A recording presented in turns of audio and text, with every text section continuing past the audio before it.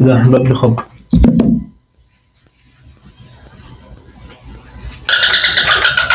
ايه يا احمد؟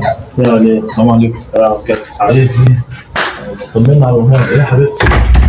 ايه الامور تعبانه جوه خالص. الف سلامة. فين هي؟ تعبانه جوه، نايمه خالص. الدكتور طلب مني تحاليل وعلاج تمام زي ما كلمتك كده 500 جنيه. تمام. انا بصراحه عمال ارن عليك، عدت ساعه ونص. والله غصب عني. قلت انت مش جاي بصراحه.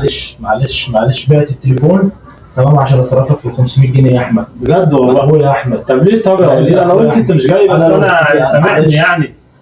انا بس عالي بس غايب عشان البنت تعبانه، انت فاجئتني. وانا برن عليك والتليفون مقفول.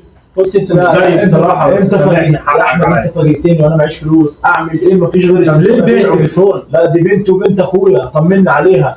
امسك يا احمد. حبيبي اهو. ايوه، ما تشوفش حاجه وحشه في عيالك.